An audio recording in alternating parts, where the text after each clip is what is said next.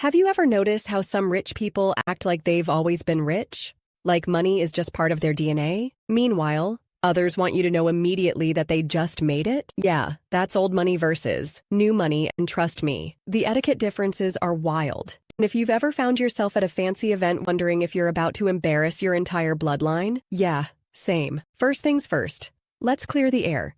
This isn't about judging anyone's choices or lifestyle.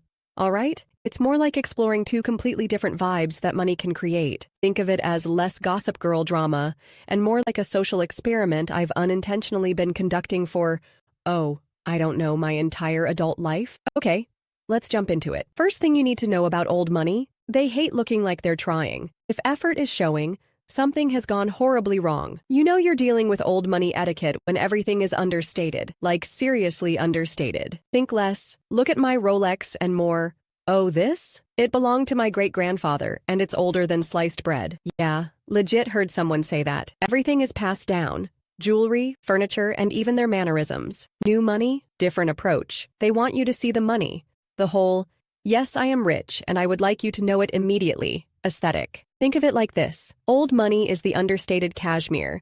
New money is the bedazzled Balenciaga. Neither is wrong. One is just whispering, while the other is, yelling in a club. There's this sense that if you're truly old money, you never talk about money, ever. Asking about someone's salary or even complimenting their new car can feel like casually suggesting they walk naked down Fifth Avenue. Super awkward. I once innocently asked a friend if her stunning necklace was from Tiffany's, and she blinked like I'd just suggested Taco Bell for Thanksgiving dinner. On the flip side, new money is fun because there's usually zero hesitation to show off success. And I get it. Earning money, building something from scratch is amazing, so why not celebrate a little? But etiquette-wise, this is where things get juicy. New money flexes so hard, their Instagram grid could double as a NetJets commercial. Meanwhile, old money vacations in places so exclusive, you'd swear they were made up. Like, oh, we summer in a small coastal village in Italy.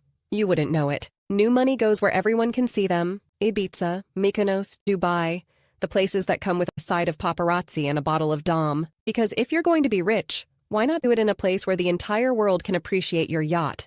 They love talking about money, how much they made, how much they spent, what the market's doing. It's practically a TED Talk at brunch, and it's not because they're tacky, it's because they earned it. When you grow up with money, it's just there. You don't think about it. But when you make it, you want to celebrate a little, maybe even a lot. It's like when you finally finish a project at work and casually, very casually, remind your boss 17 times that it was your idea. Same energy. I once tried to compliment an old money friend's handbag. Turns out she had no idea what brand it was. Her grandmother gave it to her. Meanwhile, my new money friend had a spreadsheet of her designer bag collection, sorted by resale value. Old money friends have these super specific manners around gift giving too. A hostess gift isn't just polite. It's mandatory, but don't even think about giving anything flashy or expensive. Nope. Old money's idea of the perfect gift? A jar of homemade jam from your country house garden. Although jam is a thing nowadays. Then there's clothing. Oh boy, the clothing. Old money style whispers, I've been rich since the Titanic sank, while new money practically shouts, I made it and I'm loving every minute. Think understated neutrals versus neon logos. Personally, I love both styles. I mean, give me classic Chanel and I'm yours.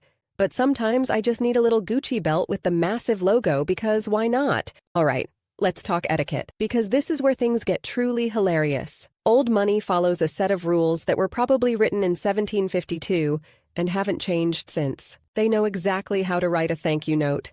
They never fill their wine glass to the top. Rookie move. And they instinctively know which bread plate is theirs at a dinner party. New money, on the other hand, learns etiquette like it's an AP course. They study it. They read books.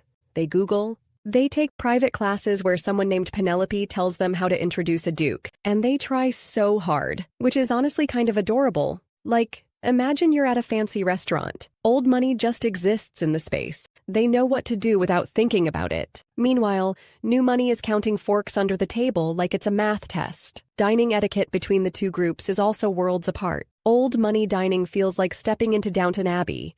3 forks, 2 spoons, and heaven forbid you use the dessert fork for the salad. I once used the wrong fork at a very fancy dinner, and I swear, an elderly woman across the table just sighed. That was it, just a sigh. But I felt it in my soul. It's not snobbery exactly, just tradition that's drilled in from birth. They know exactly how to subtly signal they're done eating without a word. I've linked you a video on that topic if you want to know more. But at a new money dinner party, the vibe is so much more relaxed.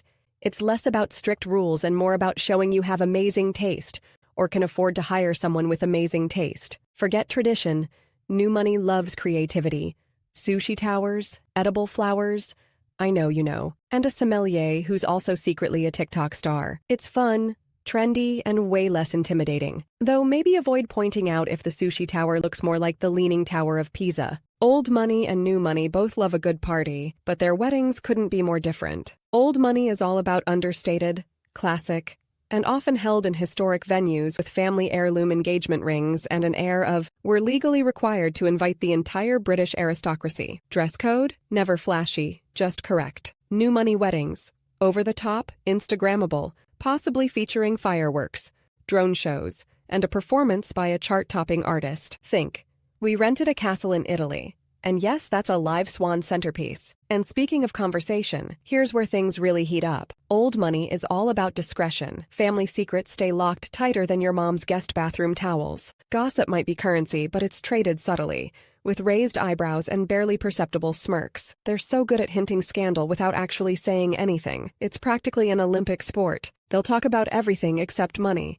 Books, art, history, the perfect dry joke that somehow makes everyone laugh but also makes you feel slightly undereducated. Their whole vibe is effortless charm. New money conversations? Buckle up because oversharing is basically the default. They'll openly discuss investments, house prices, even Botox appointments. They want to impress you. It's refreshingly candid, sure, but there are definitely moments when you think, wow, I did not need to know that both your kids were from assisted reproduction, which, yes, happened to me last week. Both groups also approach social media in completely opposite ways. Old money sees posting too much as tacky. Maybe they'll post a picture of their dog once every 2 years. Meanwhile, new money friends document everything from morning smoothies to luxury car unboxings. Not knocking it, I secretly love watching someone unwrap a $10,000 handbag, even if my own reaction would probably be me fainting and ruining the bag with tears of joy. But here's what I've learned observing both worlds. At the end of the day, good etiquette,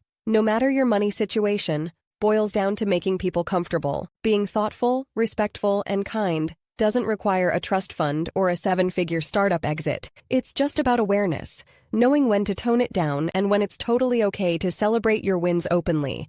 Because look, whether you're old money, new money, or mostly no money with expensive taste, etiquette is really about respecting yourself and others enough to make everyone feel valued and comfortable. You don't have to change who you are, but just being mindful of others' comfort zones is always classy. Let me know in the comments. Have you ever had a hilariously awkward etiquette moment around money? Trust me, we've all been there. Thanks for watching. As always, stay classy, manners matters.